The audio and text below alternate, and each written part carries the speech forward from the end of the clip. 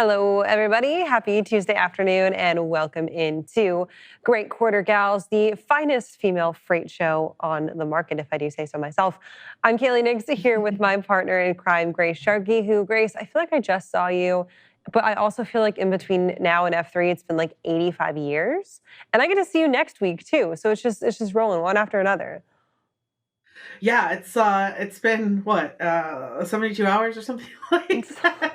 No, I slept pretty much all weekend, so that's where it feels a lot shorter. I think if you condense that time, but I am rested up, ready to hit this week, and most importantly, really excited to see everyone next week in Dallas too. Women in Trucking is actually the first conference that I went to, transportation related, and one I'm happy to go back and visit. So we're gonna have a blast. I'm really excited.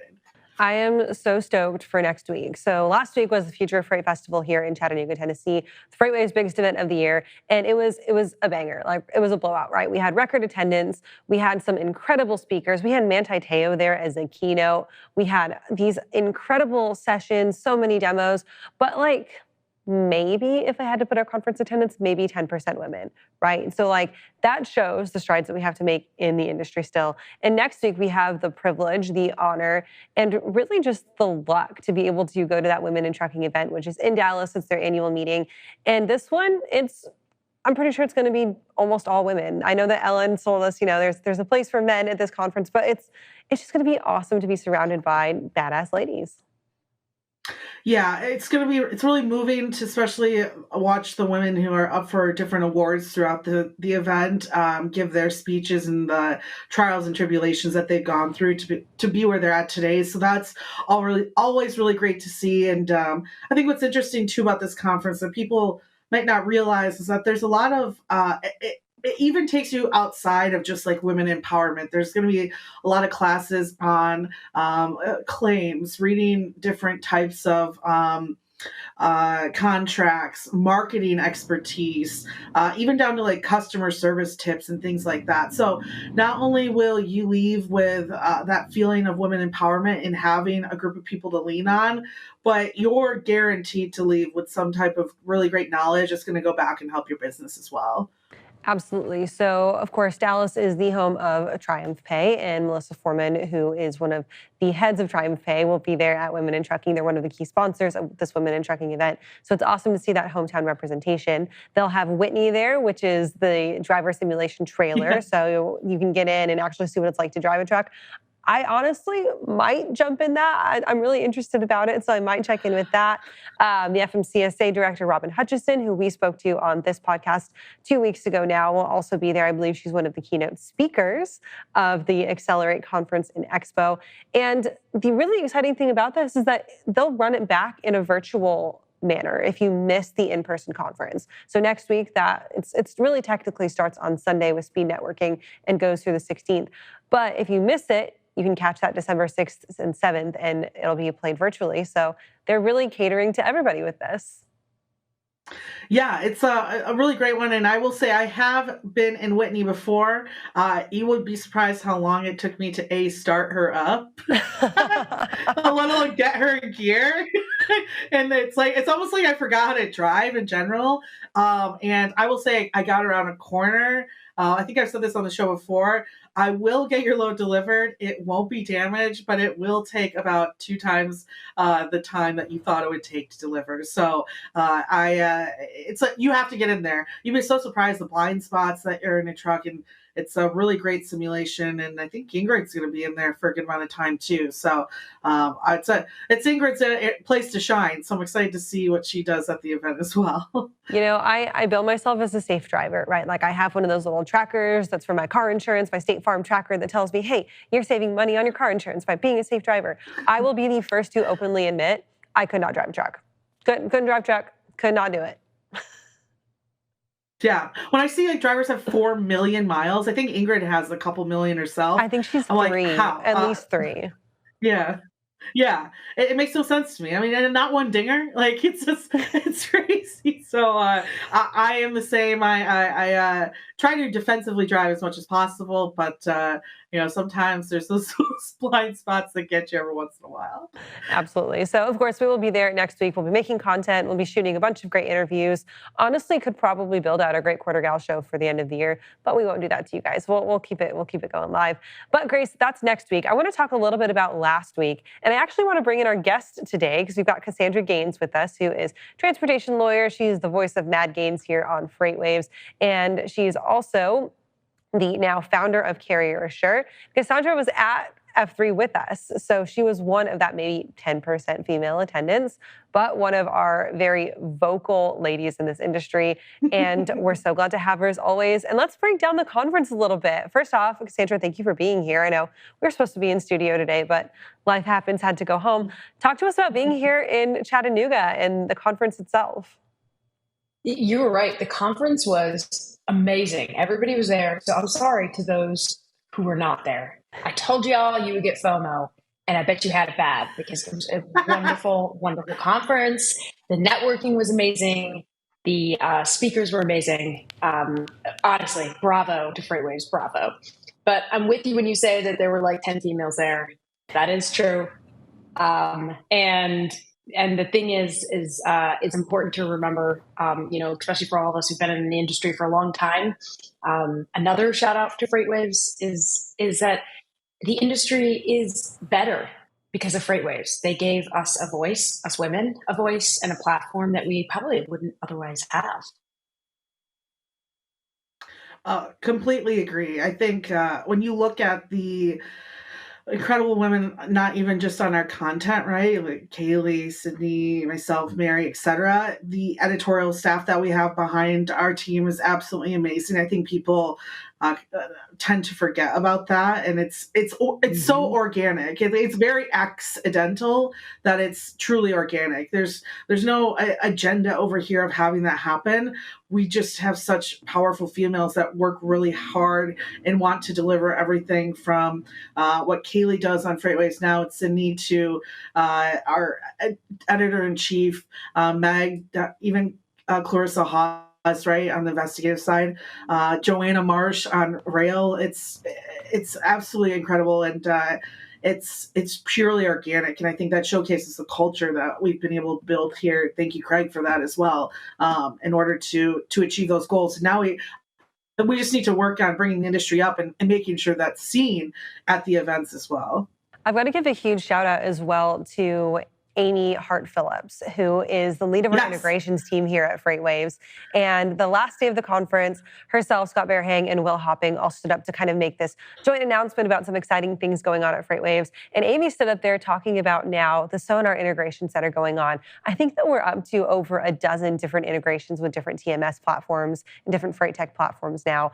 And she leads that integrations team. And not only does she have a role in the actual sales of the sonar product, but she is helping push our product and the other industry products forward with that leadership. So, Amy, shout out to you also, and shout out to every single other person and every other single woman that's working here at FreightWaves too. Because Jen, oh my gosh, Jen Wiggins.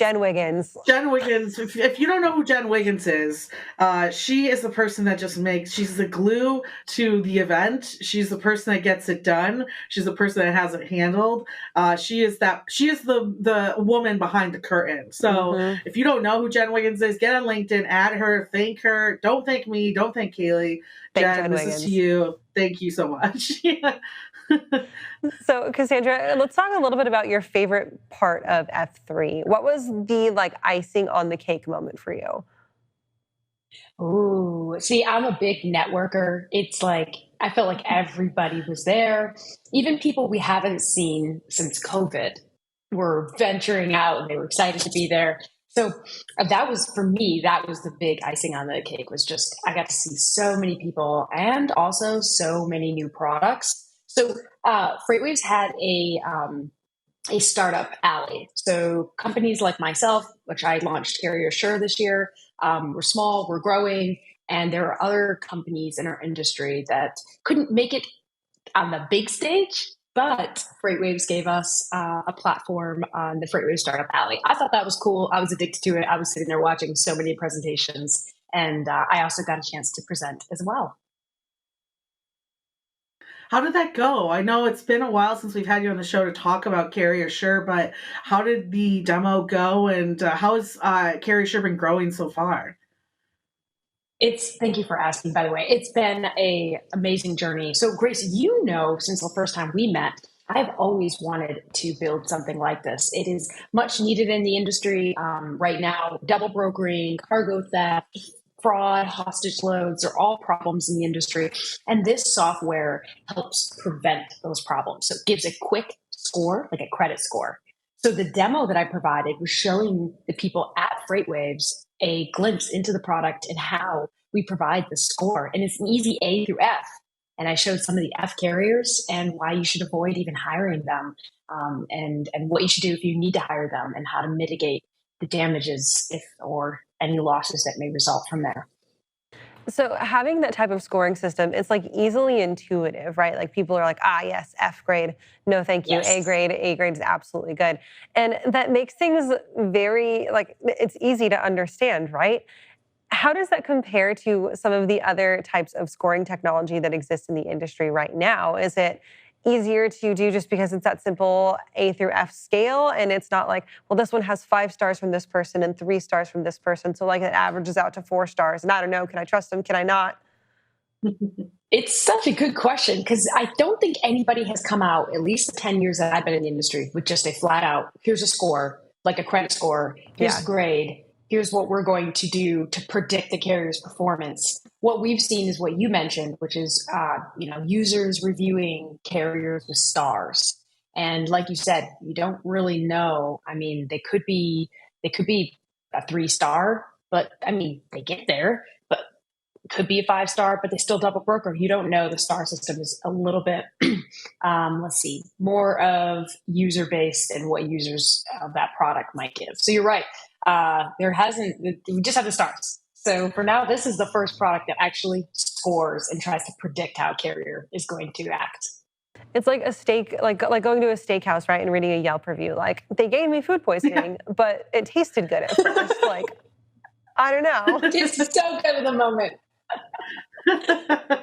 Well, and I think what I really like about this concept you have at CarrierAssure too is that it puts them into pools of the same type of likeness in regards to the size. Because to compare someone like Schneider, a large carrier, right, to a owner operator is just it's unfair. It's unfair. In statistics of it. Yeah.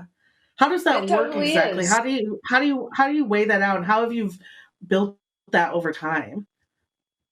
I think, Grace, it comes from my trauma of college. Do you remember when they made us all like on the bell curve? And there'd always be some students that would throw off the bell curve, and you were like, I hate you.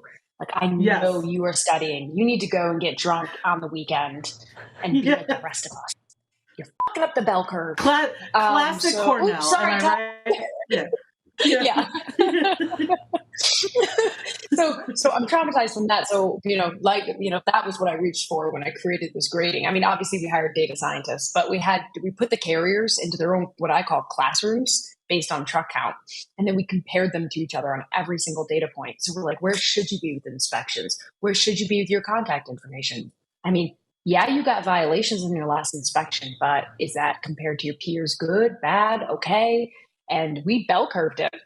So we treated it just like college, and everybody put into their own classrooms. So it sounds simplistic, but it actually was really, really hard, and still is, because Grace, like you asked, how is the score growing? We feed it, and we're feeding it data. So we're pulling data now from other brokers, we're pulling data from other sources, and we're just going to continue to feed it so that we can get as accurate as possible with predicting the carrier's performance. I think that's super important because, a statistical analysis like that leaves no room for personal bias, right? Whereas if you're going based on a star and a rating and a review system, then your biases are fairly in play. Like, you could have someone giving a review saying, oh, you know what? My uncle works for Schneider, and so I'm going to give him 5 stars when actually, like, the driver dropped the trailer off on the side of the highway and drove away without it, right? Like, and you deserve 0 stars for that. Like, there is that human bias in your reviews all the time. But if you can take that out and you let the data do the talking, You let the data do the deal making. That's a sonar plug. But you you let the data do the talking, and then you end up with a clearer, more concise, more empirical analysis, and people can make better decision making processes off of that, right? What type of feedback have you gotten so far from people who are actually using CarrierAssure, and what are they seeing in their results?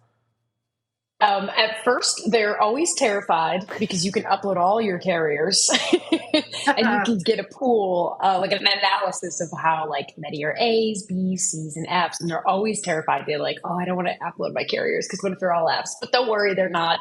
Most people are doing a good job. And we tell them, hey, when you see that your carriers are over, your carrier pools over 40% F's, or 50% Fs, that's when you really need to start reducing the amount of Fs that you're using, because what happens is it reduces the problems you're even seeing. And I love it when users first use it and they follow the process, because they come back to me and they're like, the first 2 weeks were painful, Cassandra.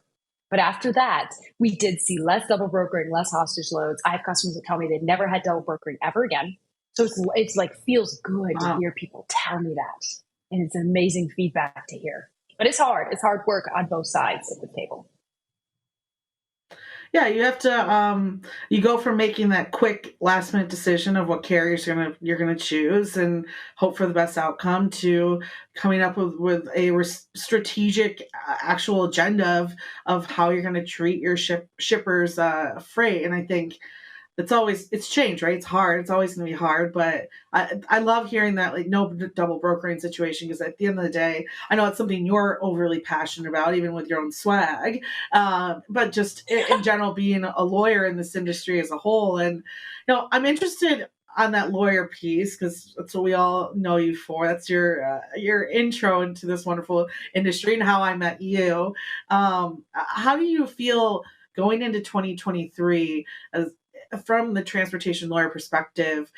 Is there anything that's on your mind in particular that you're really looking and watching out for, and think that carriers, especially those using CarrierAssure, should be watchful and mindful of going into this next year?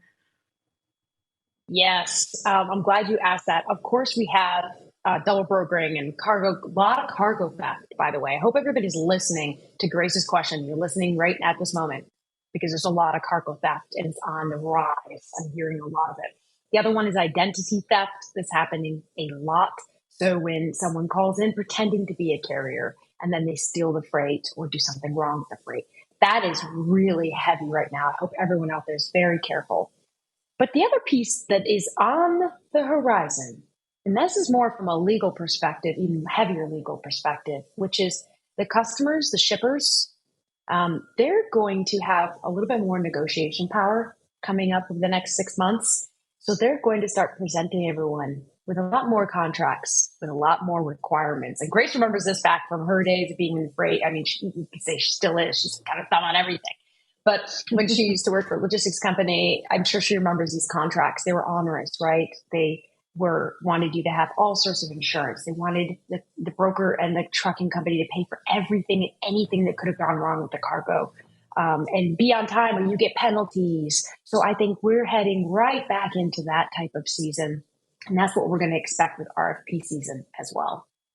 So alongside of that, you mentioned insurance and holding right things. And I want to get your thoughts and pick your brain a little bit on the insurance side of things, especially when it comes to nuclear verdicts. I think especially in the last year to 18 months, we've seen a ton of decisions come down on the side of hitting these carriers with nuclear verdicts for things that might or might not be within their control. Do you think that we're going to be seeing more of that come down? And should carriers now start to prepare for that? And then to tag along like that, does software like CarrierAssure help kind of add a safety net against possibly, like the C.H. Robinson case? Do we find a broker who's now liable for booking that freight? Is that type of this protection as well that this type of software builds in? Yes. So we will, of course, see more of those verdicts, and we will see more of those cases. If you hear any silence in the industry on this, is probably because a lot of companies are negotiating and they're mediating their way out of these cases. But I will tell you, we'll probably see more, mainly because the courts have been held up with COVID. Even though we're still like COVID, we're past that. We're almost in 2013. No, the courts are really slow. So we're going to start seeing more trials and more companies gear up to go to trial. So I do think we'll see more of those verdicts. CarrierAssure does help significantly with this problem, with this scenario, because the goal is we're trying to drive traffic away from carriers that may have gaps in insurance. They may be brand new, or they may be chameleon carriers, which means they shut down the company and then they start to back up. There could be lots of reasons that carriers are an F, but we're moving your carrier pool away from that pool. At times, you do have to. There will be times where you have to still hire an F carrier, but at least you knew it was an F and you can mitigate your damage and buy extra insurance and do things. So just because a carrier's an F doesn't mean they're unsafe, but we are moving you away from the carriers that might fall into that category. And so you have less problems that will put you in a scenario like the C.H. Robinson case. Well, I think that's why the shipper aspect you brought up is so important, because at the end of the day, the way liability works often is that the broker can pull itself out of it, and the carrier is going to go after the company in that line who's got the most backing behind it to pay any issues that arise. And if it's not the broker, it's going to be the shipper. And I think that's you bring up the fact that these contracts are going to get tighter. Any shipper that's keeping up to date with, especially a case like C.H. Robinson, is likely putting in there a lot of the liability clauses and things like that to avoid those situations. Do you think that, and it's interesting, and clearly you've made this investment in a tech company at the perfect time, honestly. Do you think that you're going to start to see, and this is more for carriers who are working with brokers being more diligent about their relationships with carriers as well, knowing that these liability issues are coming to the surface? I really hope so, Grace. I think that's a really important question. I try to angle that toward, hey guys, stop using like the one and done relationships. Really turn to those carriers who've been doing a great job for you and start building those relationships and keeping them as much as possible. I'm with you on that. And I hope we'll get there. I don't think we're going to be there. I think it's going to take a couple of years for our industry to really start embracing relationships with carriers and knowing that carriers will keep them out of these situations. Because as you know, when the market churns on us, whether it's capacity loosening or capacity tightening, oops, I went the opposite direction here with my hands, but as you know, we just, once a capacity starts tightening, people start hiring any and all carriers, and we kind of lose relationships. But we'll see. Maybe the volatility will change over time. So, Cassandra, we've got one last question coming from the peanut gallery that is the Boiler Room Boys in the back. And our director, Isaiah Buchanan, wants to know, why did you choose him as the face of your company? Why is Izzy the face of CarrierAssure? Oh my God, for anybody who's not watched Matt Gaines live or has not seen I call them the Boiler Room Boys, the production team. Izzy is part of the production team. He is, I would say, one of the biggest troublemakers. No, I'm just kidding. I would agree. I would agree with that, actually. I would agree. No, I would second that. Yes. But the only problem is if I tell him he's a rock star, then it goes right to his head, and he's like, he's right. I'm the greatest what did he tell me today? I'm the total package. And I'm like, oh, boy. I should have never complimented him. I regret it immediately. Izzy is fantastic. I tell him, hey, your hair is looking kind of good today. And he goes, it's not just a place to hang a hat, my friend. So good. No, when we talk about people behind the scenes, right, that's another group right there that they do a lot of work even at our events too. So I'll say this once and once only. Really hard. Good work, guys. Yeah. Good work. Yes, good work. We really do appreciate you. We don't want to get all of them getting a head as big as Izzy's, right? Yeah.